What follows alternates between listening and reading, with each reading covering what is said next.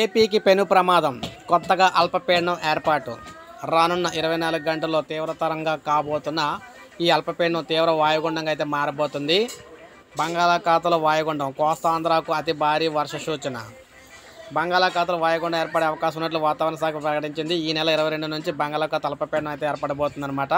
అల్పపీడనం బలపడి మే 24 నాటికి వాయుగుండంగా అయితే మారిపోతుంది. ప్రస్తుతం ఉత్తర కోస్తా రాయలసీమ మీదుగా శ్రీలంక వరకు ఉపరితల ద్రోణి కొనసాగుతూ ఉంది. అయితే మనకి ఏపీ తెలంగాణలో భారీ వర్షాలు అయితే రాబోతున్నాయి. ఈ నేపథ్యంలో ఏపీ తెలంగాణ రాష్ట్రాల్లో మే 23 వరకు మోస్తరు నుంచి భారీ వర్షాలు కురిసే అవకాశం అయితే ఉందని చెప్తున్నారు.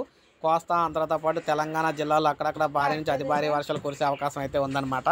మరోవైపు నైరుతి రుతుపవనాల విషయంలో కూడా వాతావరణ శాఖ తీయని కబురు అయితే అందించింది. మొత్తంగా చూసుకున్నట్లయితే అల్పపీడనం అయితే ఏర్పడింది. ఇది అల్పపీడనం వాయుగుండంగా మారి ఆ తర్వాత అతి తీవ్ర వాయుగుండంగా మారి అయితే వర్షాలు అయితే రాబోతున్నాయి అన్నమాట. మనం చూసుకున్నట్లయితే ఈ విధంగా అల్పపీడనం అయితే ప్రజెంట్ రాబోతుంది. అయితే మార్చి 22 నుంచి ఈ అల్పపీడన ప్రభావం వాయుగుండంగా మారబోతుంది అనమాట.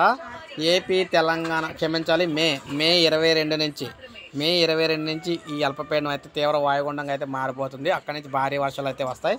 ఇప్పుడే మనకు అప్డేట్ వచ్చింది. ఒక లైక్ చేయండి, సబ్స్క్రైబ్ చేసుకోకపోతే మన ఛానల్ సబ్స్క్రైబ్ చేసుకుని ఫాలో అవుతారు.